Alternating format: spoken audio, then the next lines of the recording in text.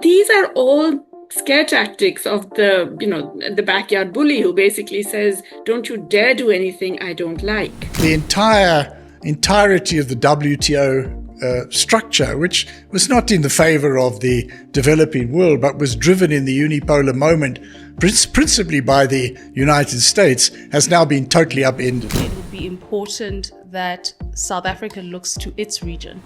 Any country that is striking a deal, I think, is doing that. It's a foolish thing to do right now. Spread the fire. Welcome back to the Sizwe Mpofu Walsh Experience, or SMWX. This is Economic Justice Matters, brought to you in partnership with the Institute for Economic Justice. And today, I'm extremely excited because we face a global turning point. Donald Trump is threatening sweeping new tariffs, and the Global South could well pay the price. But what do these moves mean for developing economies? Who bears the burdens? And how should the Global South respond? Why am I excited? Well, to unpack these urgent questions, today I'm joined by an exceptional panel.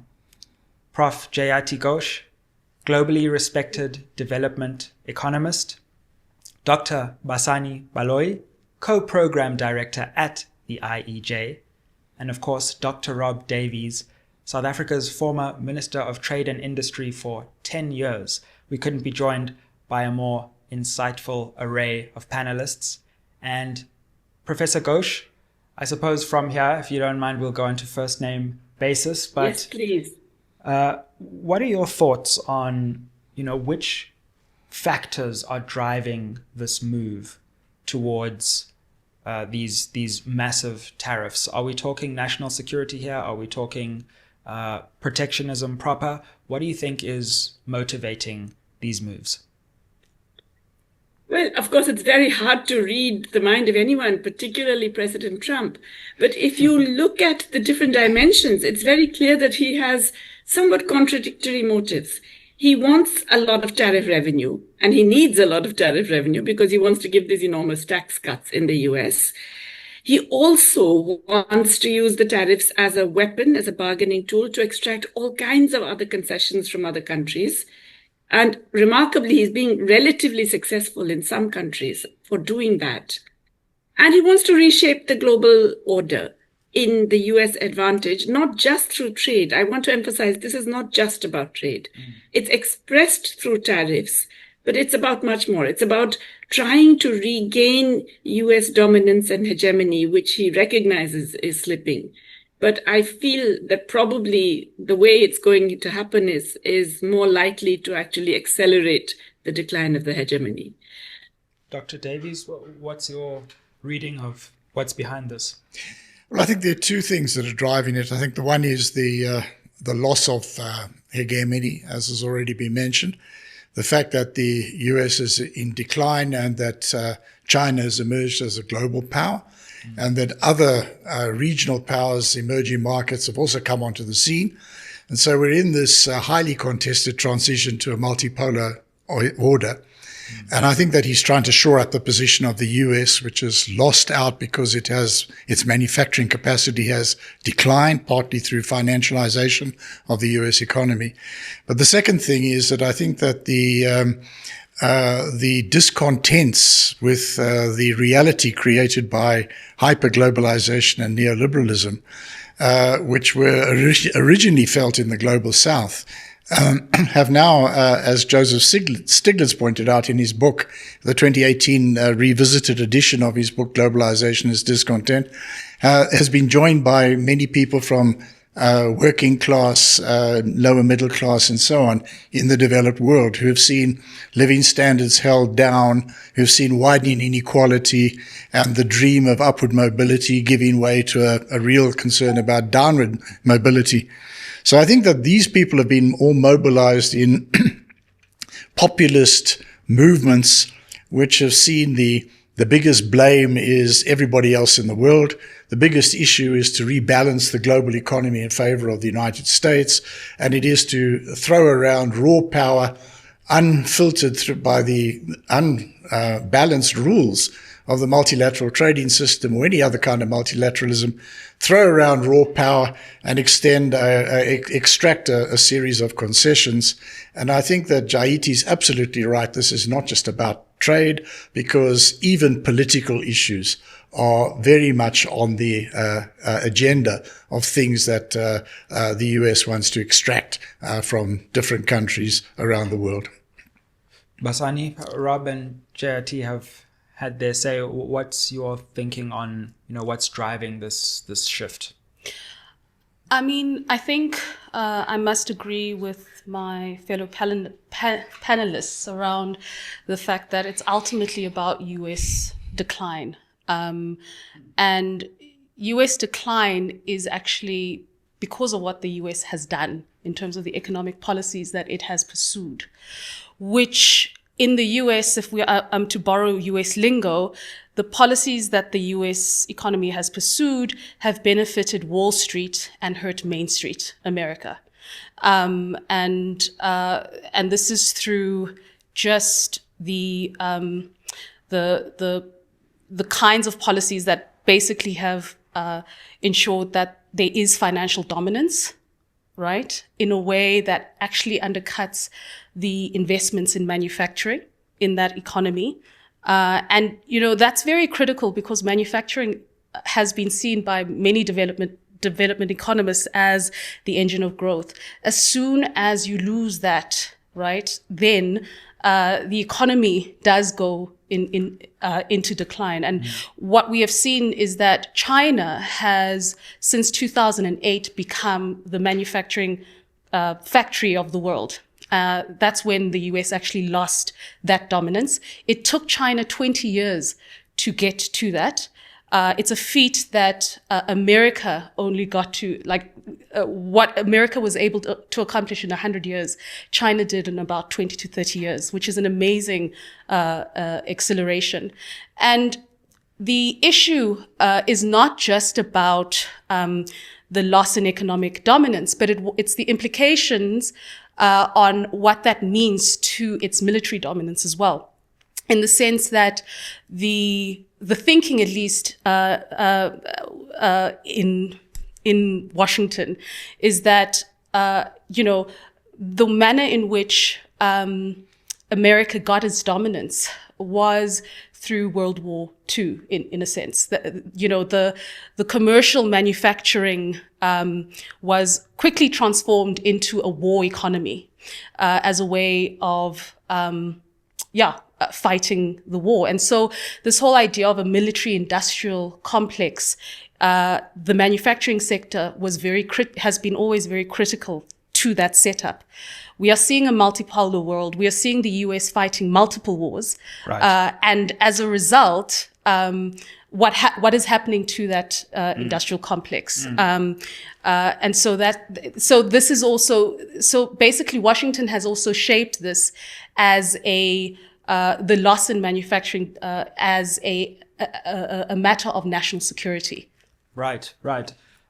And Jayati, on that, as we talk about the motives, we also need to bring in the burdens of these tariffs, because the burdens are not felt equally across the global board. Talk us through, what you think the differential effects of these tariffs are in terms of the global economy. Well, this is, in fact, it's really interesting because within the economies, there are certain sectors that would be affected. What's remarkable about Trump, it's very clear that these tariffs are not about industrial policy, right? Because they're sweeping across the board numbers. So they began with those ridiculous residual, reciprocal tariffs, right? Where he had a formula that made no economic sense, but basically assigned very high tariff rates to some very poor countries, right? I mean, 50% almost to Lesotho, and very, very high rates to Vietnam and Cambodia and so on. So those were bargaining stances, I believe. And the idea was then to get these countries to open up their markets to a whole range of goods that would satisfy some of his base. So agriculture for sure, a bunch of other sectors, electronics, manufacturing that Basani has pointed out. but also to capital. And that's been a very important part of the deals that he has struck already, to ease the regulatory restrictions on US capital, only on American companies, not on other companies. So whether it is, your health regulations, safety regulations, other kinds of norms that you may have, financial regulations, they are sought to be eased for US companies.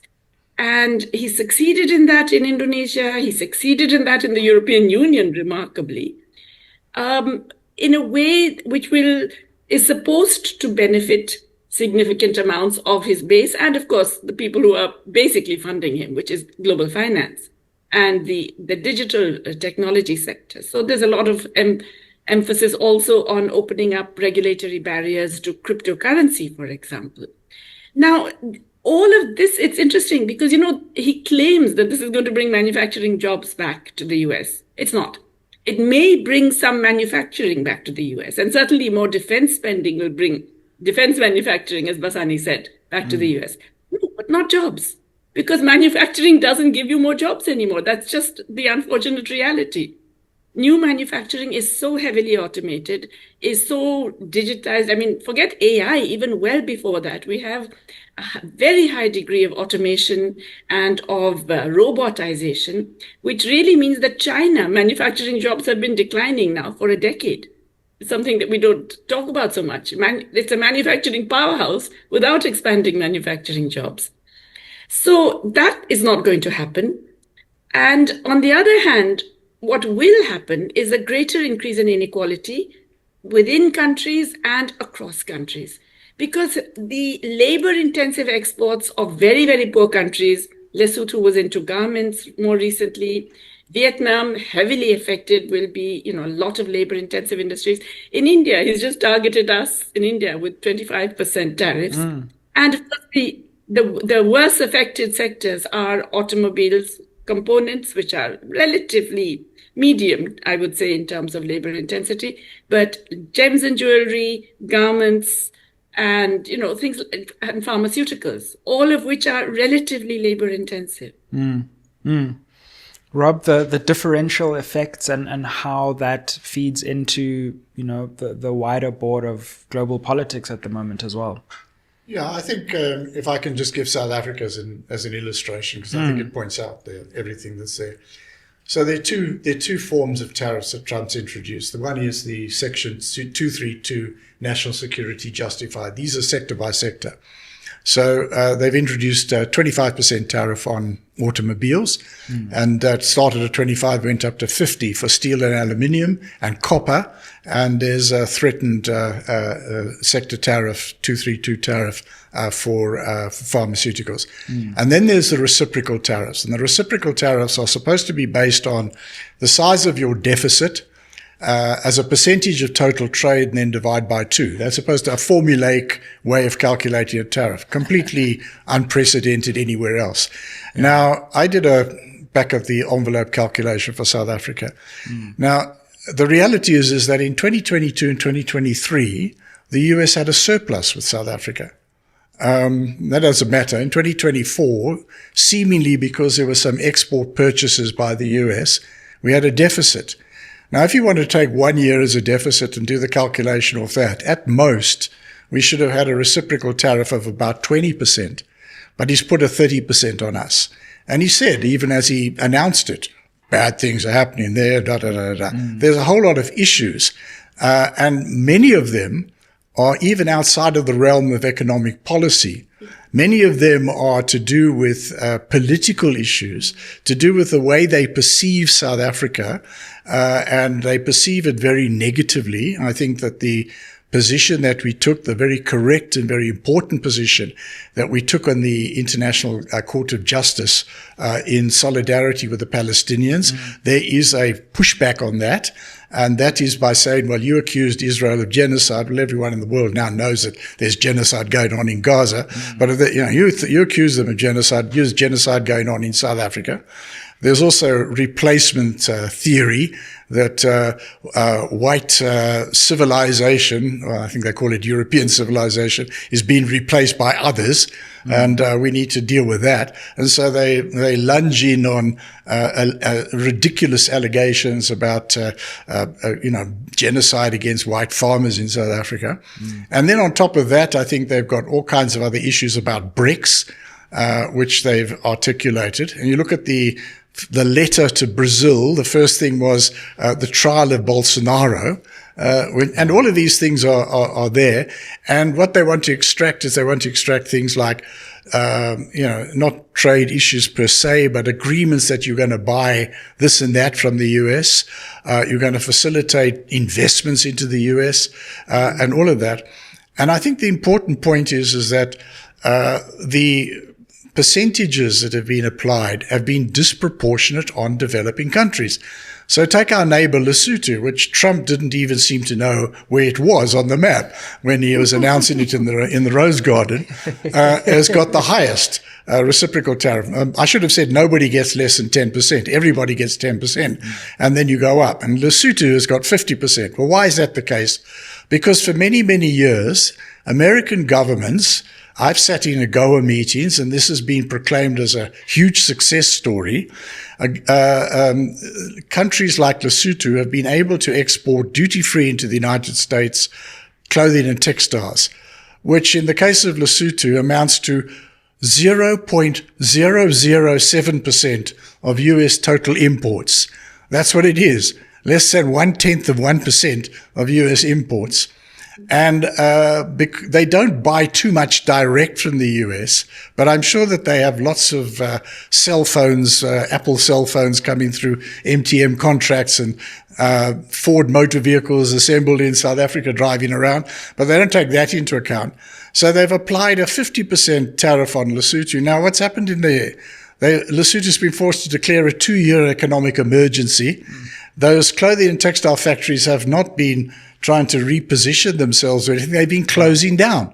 And tons of workers, women workers, have been losing their jobs.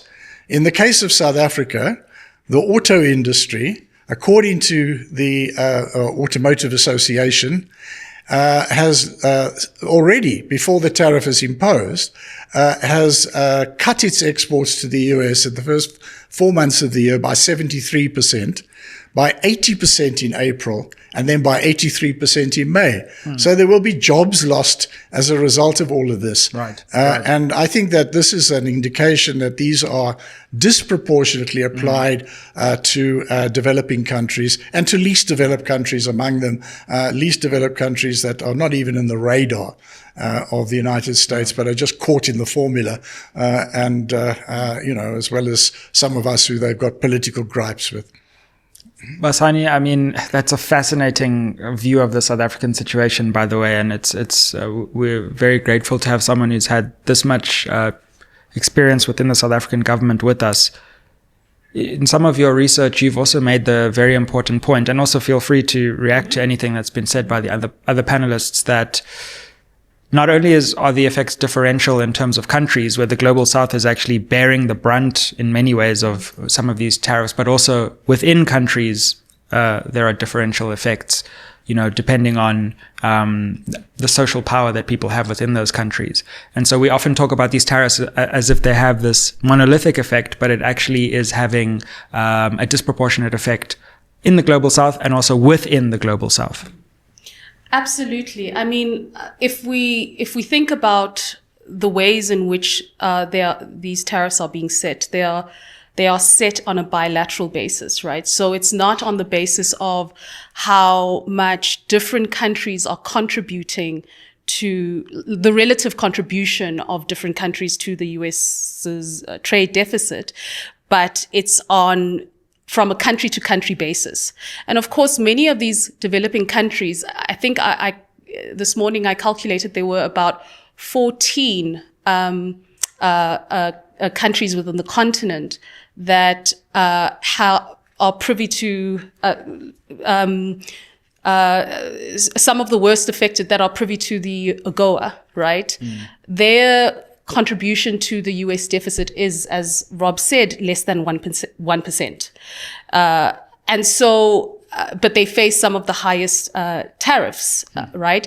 And the reason for that is that obviously they have this preferential access. They're not really importing as much from the US because they'll probably import, a country such as Lesotho is perhaps importing a lot from South Africa because it's a landlocked country. So it doesn't need to go the distance of going to America, right? And so these are the kinds of decisions they're making. They're importing from the lowest cost producer, which is why then they face, why the US faces such a deficit.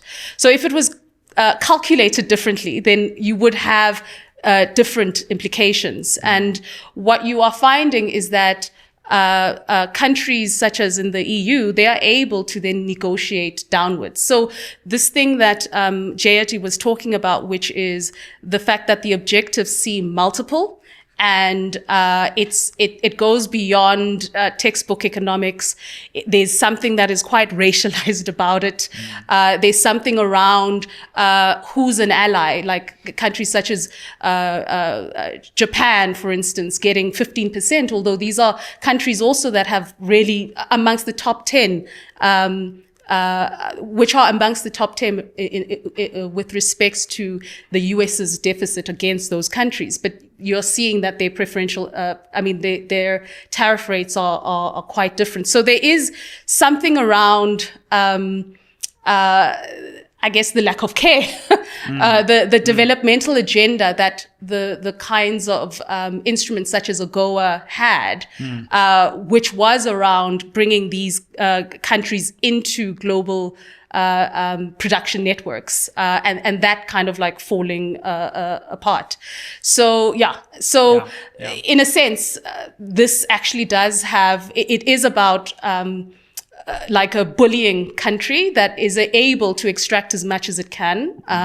And some countries have the power to actually bully back, whereas others do not, given the state of their economies.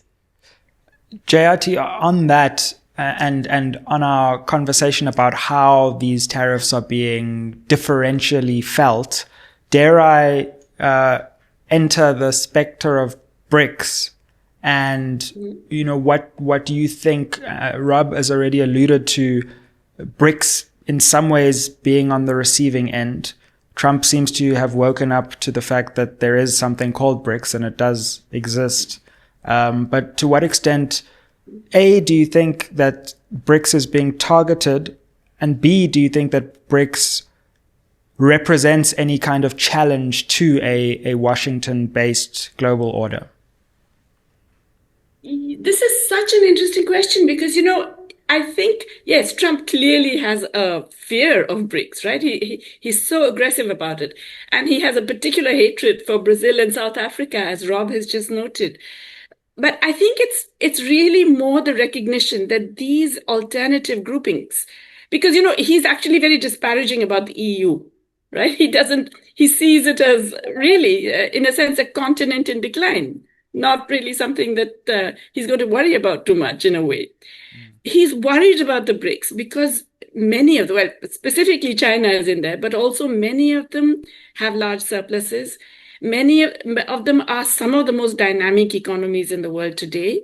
There is growing trade between BRICS plus, I should say, because remember, there are a bunch of countries that joined recently, another 5, and there are several countries on the waiting list who would like to join BRICS. So any grouping like this is a kind of threat to the hegemony of the US, for sure. I think the response that he has, which is that, you know, I will, if you dare to be part of BRICS, I'm going to add an additional penalty. He's just told India that you're going to get an additional penalty because you're buying oil from Russia and arms from Russia, and you're going to get an additional penalty because you're a member of BRICS, and we'll see how much that is. So these are all scare tactics of the backyard bully who basically says, don't you dare do anything I don't like. Now, the trouble with that is that it will actually force every country in the world to think of the plan B. Because it's also, remember, Trump is not a reliable trade partner in any real sense. The countries that are doing deals with them, I frankly think every country that's doing a deal with Trump right now is mistaken to do a deal, because this guy doesn't actually stick to his deals. I mean, he's the one who renegotiated NAFTA, if you remember, when he came to power. And he brought in a new US, Mexico, Canada deal, which he says is the best in the world, etc. It was approved. It came into force in July 2020. Less than 5 years later, he's abusing that deal, saying it's a terrible deal, it's against US interests, etc. And he's reneged it completely. And he's really been very, very aggressive, both Mexico and Canada.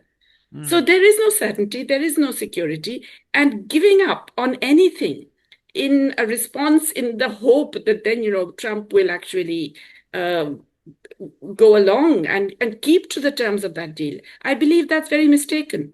Because even if you say, okay, supposing India, I mean, I hope they don't, but supposing India says, okay, we stop buying Russian oil, we'll stop being a member of BRICS, we will stop regulating anything that affects your products, we'll allow GM crops into our country, we will allow, all of our own health regulations to be circumvented by your US companies, etc. Supposing it gives in on everything. Tomorrow they may decide that, no, there's something else you've done we don't like. Or maybe you have been associating with some other, maybe you've said you have agreed to be part of the Asia Infrastructure Bank, which China effectively controls. So we're going to punish you for that. In other words, there is no predictability. And so any country that is striking a deal, I think, is doing that. It's a foolish thing to do right now. The UK-US deal is interesting because it's very general. It's very vague. It doesn't really commit to anything. And none of it is legally binding as of now. Nor is the EU-US deal legally binding. I think Indonesia is the only one that's actually signed on to something, and I wish they hadn't. Rob, how do you respond to that and this idea of BRICS? I mean, you were right there when South Africa joined BRICS. How do you feel BRICS is playing into this tariff crisis at the moment? Well, I think that the beef they've got with BRICS is this phrase, de-dollarization. So BRICS has not agreed to anything like that. They've agreed to move towards trade without resort to third country currencies and build different institutions around that. That's as far as it's gone. But there are also BRICS countries that are stopping investing in US treasuries, at least to the same extent. And I think that Jayati already pointed out that the dominant force in the United States, which is a highly financialized economy, is Wall Street. You can add the tech oligarchy if you like, but Wall Street. And I think that Wall Street wants the dollar to remain the dominant international currency. They want an inflow of currency into the US, seeking a safe haven in the US, and they want the dollar to continue to be king. Now, I think that is one of the reasons why I don't think that the US is going to reindustrialize, because first of all, most of its industries are highly financialized to the detriment of industrial development. But secondly, they tend to have an overvalued currency. And so they want to, while all of that is in place, knock everybody else into line and hope to recover that way. Now, I think that these deals that we've seen, I think we need to learn a few lessons from that. The closest allies, let's say Britain, the British deal, the closest allies do not get a return to the status quo ante.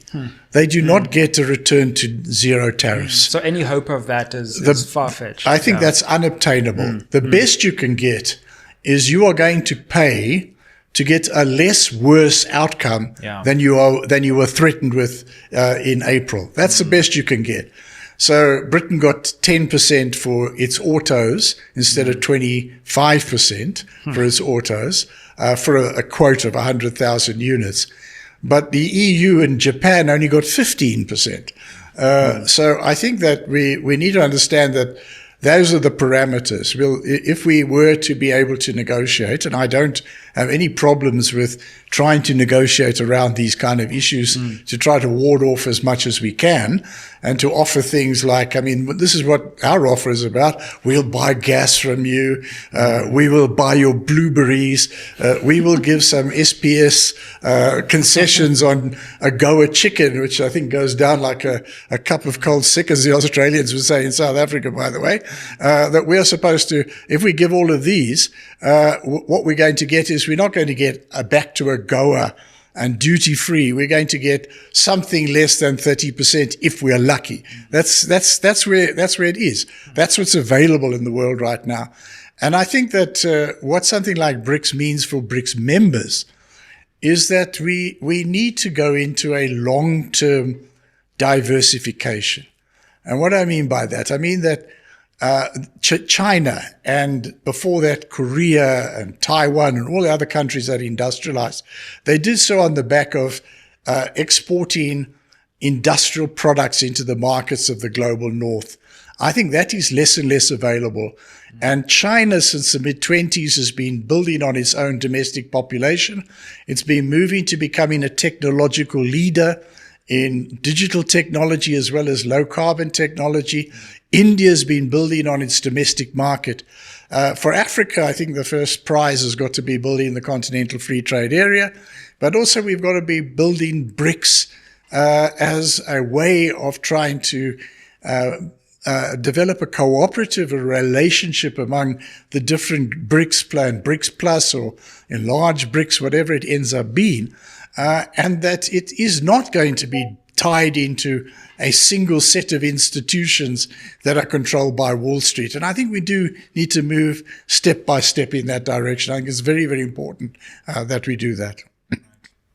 Basani, your thoughts on how BRICS figures in this moment of tariff chaos? It's fun. I think it's fundamentally important. I think what's happened is that, the US's dominance was also expressed in the way it influenced global economic governance through a set of institutions, right? Sure. You had the World Trade Organization, which was actually an expression of global North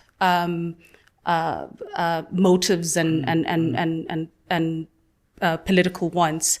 You had the Bretton Woods institutions, the World Bank, the IMF, also an expression of, US policy. But that all happened in a unipolar world, in a sense, where, the US had beaten the Russians or the Soviets, and the US was the game in town in that sense, and basically the economy was set up in that way. But now we have a multipolar world. It's losing particular dominance in its economy, and you have other emerging powers coming to the fore, and they're finding trouble with the global economic order that has been set up. And what they want is alternatives to that order so that they can develop their economies. And BRICS was exactly what that intention was, which was to set up a set of institutions that could that represented an alternative expression, which was based on South-South cooperation. And so that is what has happened over the past few decades. And the US is feeling the pinch of that, right? Rob just talked about de-dollarization, which would be crippling to the US if that happened. The fact that the dollar is the reserve currency of the world allows the US to do certain things from a macroeconomic policy perspective that hurts other countries, but it knows that because a lot of their economies are expressed in or their assets are held in dollars, they will have to absorb that right, to retain the value of their assets, right? And so, given the fact that, this would really undermine Wall Street, as Rob expressed, this is the fact that BRICS is thinking about this is a red line. And in fact, Gaddafi, wanted an African currency, a few years back. And so this idea of sovereignty outside of the institutions that have been set up by the US is something that the US cannot, would need to fight. And so it will believe. One point it's arisen from something Basani has just said, is I think that what we need to recognize, we haven't made this point yet, is that all the tariffs amount to a violation and upending of all the World Trade Organization rules. For example, there's bindings, upper tariff levels that you're not supposed to go above. The US has broken through all of those. I think in the first Trump administration, that process started. It was continued by Joe Biden, who added to it. But now I think it's reached the point where the whole thing has been chucked out. And the whole rules-based system has been totally upended. But every country that has done one of these deals with the US has also implicitly accepted that the WTO rule book doesn't count any longer. So it's not just the bindings, that all of these things, if I'll give you a tariff quota on beef, if you give me a tariff quota on autos, which is in the British deal, is not compatible with the Article 24 arrangement, which says that any such bilateral deal should cover substantially all trade, for example. So I think that we need to note this, that the entirety of the WTO structure, which was not in the favor of the developing world, but was driven in the unipolar moment, principally by the United States, has now been totally upended. I think it's important to note that as well. Yeah, absolutely. Jayati, can I come in by on all this? means. Yes, because I want to pick up on what Rob said, because, the danger is that developing countries are still going to try and do that and recover the WTO, which I think is a completely wrong direction to go. But what is very interesting, and I just want to bring up something that happened very recently, a few days ago. I and a colleague, Isabella Weber, we have been part of a study for the South African G20 on the Food Security Task Force. And we have created a proposal for, in fact, regional arrangements for food security. And one of them was what we called an African food grain management initiative, some term, basically a kind of African level buffer stock, which would also be doing continuous procurement and continuous distribution, so that it's not an emergency reserve like ECOWAS, but it is something that actually enables farmers to grow more foods for food sovereignty, but to also grow more sustainably. So you choose the crops that are more resilient and so on and so forth. So anyway, we presented this proposal. The G7 members of G20 who were at the meeting all popped up and said, "Oh, but this is against WTO rules." And it was really quite funny to hear them say that. This is the same EU and etc. who are, as you say, happily accepting that none of those rules hold anymore. But what is even more interesting is that the European Union on July 11th made an announcement about how they were going to have a stockpile. I forget the term. They don't call it emergency, but they said they're going to create an EU stockpile for what they see as critical materials, which includes minerals, medicines, food, etc., etc. So in a sense, everybody is out there doing what they want among the rich countries. But the minute a developing country wants to do anything, we are suddenly getting that rule book thrown at us again. And I think we need our governments to be very firm on this. I mean, I'm delighted by South Africa and Brazil. I think they are keeping our sense of, pride in being part of the developing world alive. But honestly, the government of India, I can't say. I'm not sure how they would respond. I'm also not sure about the government of South Africa. I'm not part of it. But I was going to say that except a few countries have recognized that there's a potentiality of widening policy space So Indonesia, you mentioned, had signed a deal. I don't know what that deal includes, but on also their joined nickel. BRICS, by the way. So Indonesia has joined BRICS, but has also got a deal with the US. They've done a deal. Yeah. But on their nickel, they have introduced export tax, and they've insisted they're not going to export raw nickel out of the ground. They've got some investments in smelting, only smelting. But it's increased the earnings in Indonesia from the nickel value chain 30-fold, according to something I saw. Absolutely. And the EU took them to the WTO. The EU won in a panel, but there was the appellate body where you can appeal to, has been disabled by the United States. So Indonesia appealed to the appellate body and has been able to continue with this measure. I saw that India did something similar with exports from its special economic zones. And I think that we need to recognize that there is potentially more policy space. But in the bilateral, it's going to be challenged with raw power.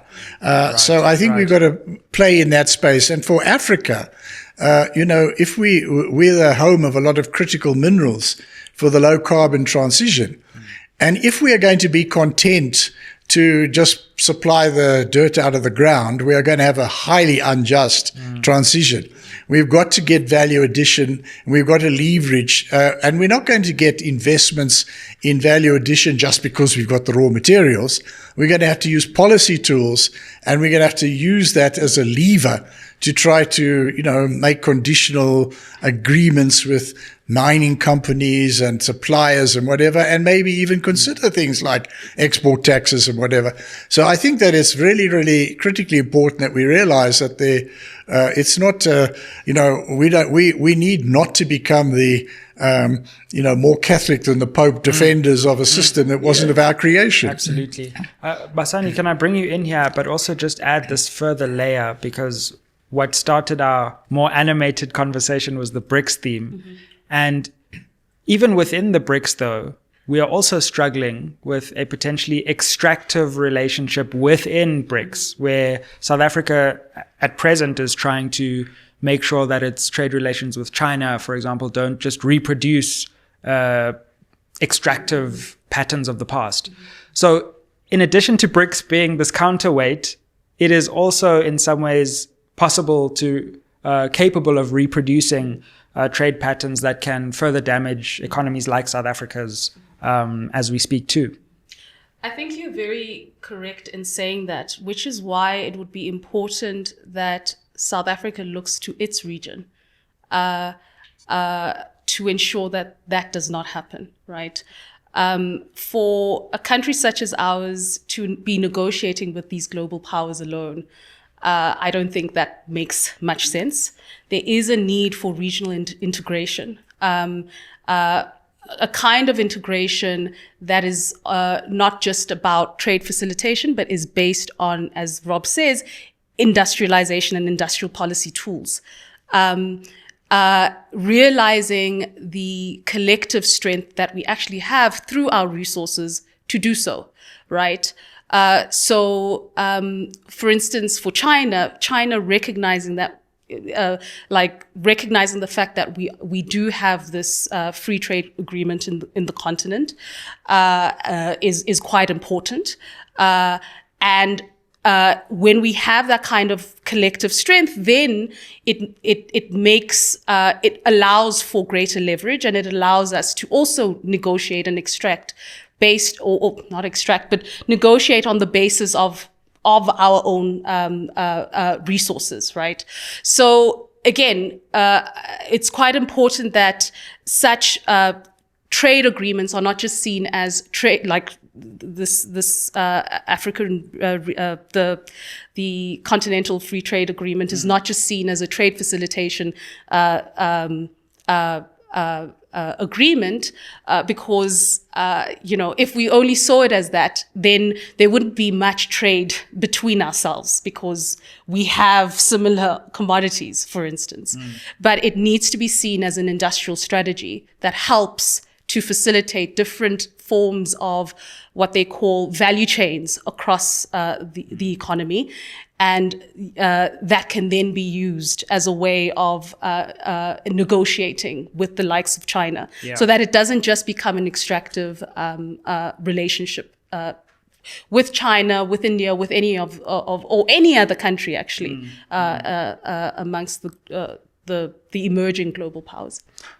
Jayati, we've spoken about how South Africa has been responding. I'm particularly interested in what's going on with the US-India relationship, because we've seen a great effort from the Modi government to, shall I say, cozy up in some ways to the Trump administration. Early visitors to the White House, and we all thought, okay, well, the multi-alignment is working.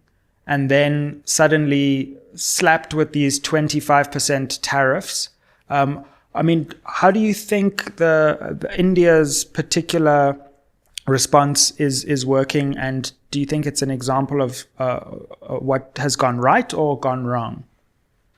Well, definitely gone wrong. But let me first I want to reiterate what Basani said. I mean, I think really the strategy now has got to be, out of all this confusion and mess, I think there are some good things that have come. The WTO is dead. It can no longer prevent countries from doing specific things. Export-led growth as an idea is over, I think. And so now there's much more focus on domestic markets. There's much more focus on industrial policies. I'm hoping this is going to lead also to much more control over finance. But also, in particular, it will generate more regionalism. By regionalism, I don't necessarily mean only just within a region, but, plurilateralism. And there, I think those coalitions are critical, what Basani was talking about. They don't have to be the same coalition across everything. It doesn't have to be BRICS deciding on each thing. You could have coalitions of natural resources, the new mineral exporters. You can have coalitions of highly indebted countries because currently they're all negotiating a loan, which is disastrous. You can have coalitions for wealth tax, which is something that South Africa has also been interested in. You can have a whole range of different coalitions. And I think this is where all of us need to be moving now in terms of issue-based coalitions that will allow us much more policy flexibility and give us the economies of scale and the bargaining power that we really need to survive in this new economy. But India. To me, it's a classic case. The Modi government is almost like a textbook example of how not to approach this. We were subservient from the very beginning. And it's a complicated reason, okay? I mean, part of it is the broader desire to be in the US lap of successive Indian governments, but particularly the Modi government. But it is also the fear of China. So here is a very complex geopolitics, which is that, India really does have a genuine fear of China. We have a border dispute with China. Yeah. They have actually, at the moment, they have about 1,000 hectares of land, which the Indian government doesn't want to admit that they control, because then that would require doing something about it. We are hugely economically dependent on China, especially on a whole range of critical things, including basic drugs. We make the formulations, but they give us the basic ingredients. So, all kinds of things, we're hugely dependent on China. We are, they are the biggest source of our imports and all kinds of things like that. But we're also terrified of them. And so we always assumed that being part of a US alliance would give us some kind of a, shall we say, strength vis-a-vis the major superpower in the region. What happened very recently, the Indo-Pakistan military episode, where there was a very major terrorist attack, which was clearly, led by elements of the Pakistan government.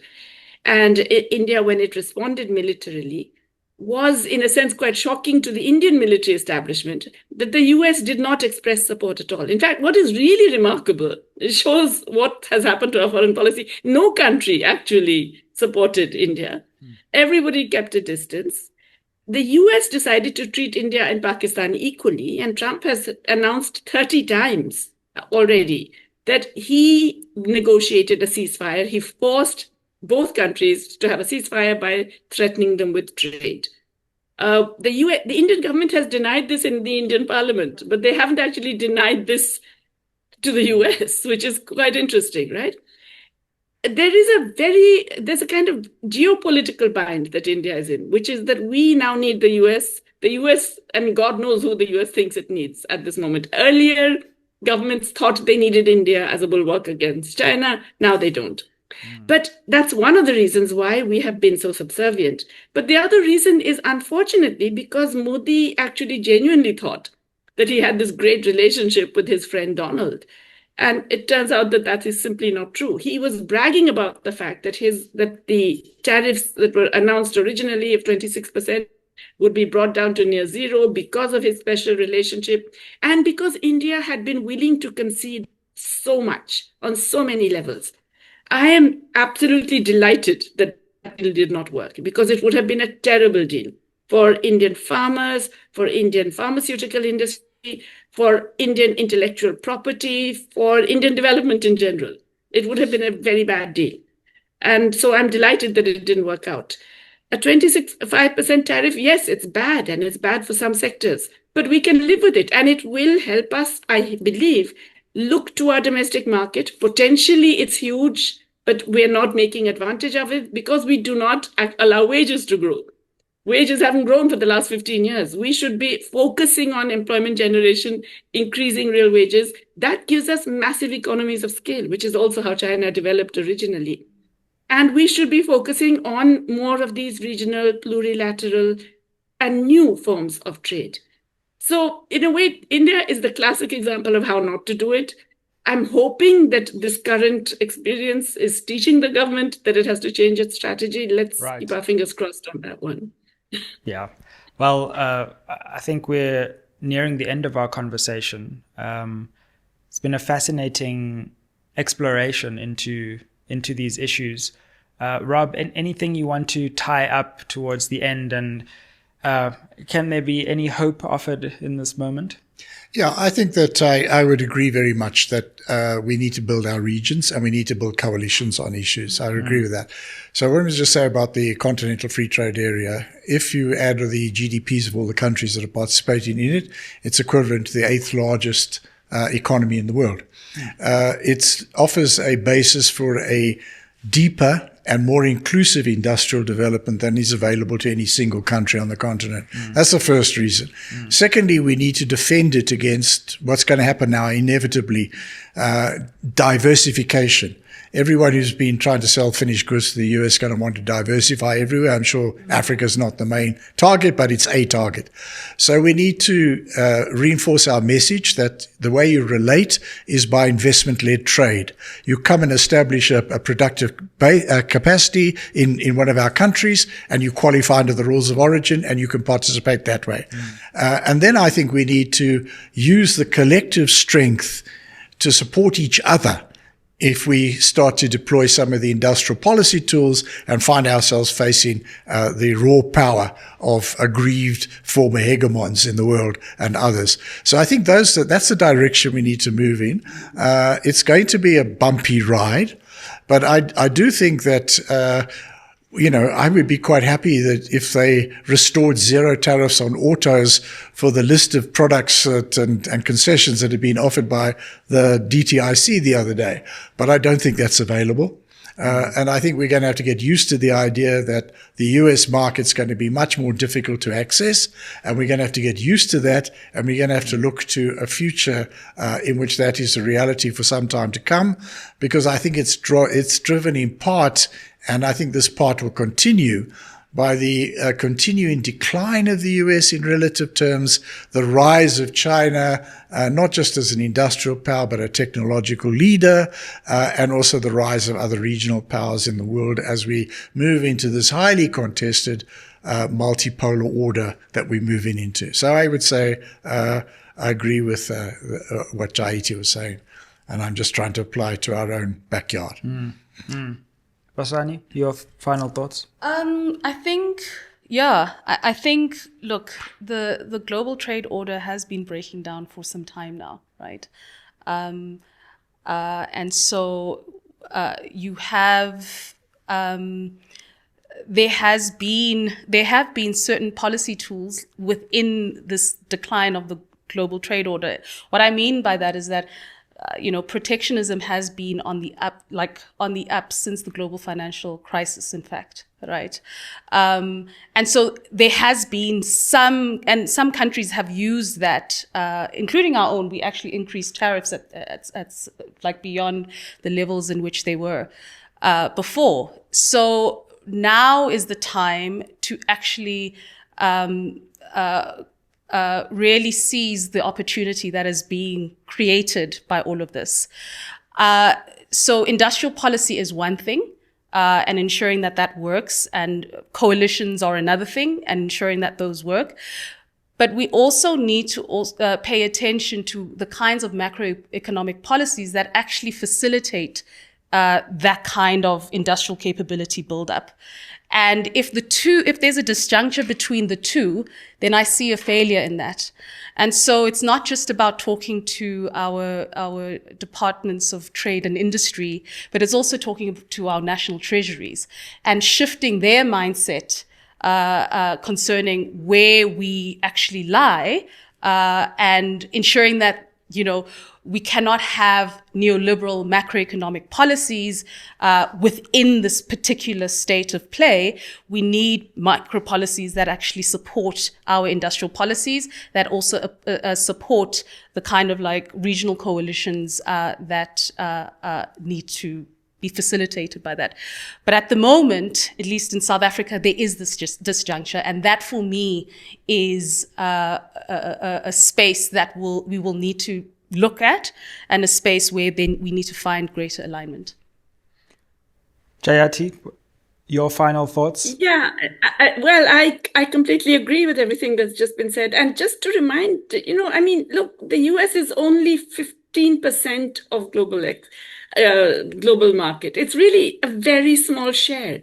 And so for all of us to get so obsessive and terrified about that 15% share, which is pretty much the average in it's Mexico and Canada are different. But for most countries, it's a very small share. So we really should be seizing this opportunity to do exactly what Rob and Basani have been saying, to be rethinking our own development strategies in ways that would actually ensure that most of our people benefit, and that we're not in that whole terrible, stultifying neoliberal mold that was created by a financial architecture and a legal architecture that doesn't really suit us. Well, thank you so much, Jayati, Rob, Basani, for a really fascinating exploration into these issues. Goodness knows where we're going from here, but you've certainly given us some food for thought as we navigate these choppy geopolitical and economic waters. So it's been really great to have you all. Thank you. Thank you. It was a pleasure. Thank you so much. And thank you, viewer, for watching another episode of SMWX. Help us reach our next milestone of 300,000 subscribers.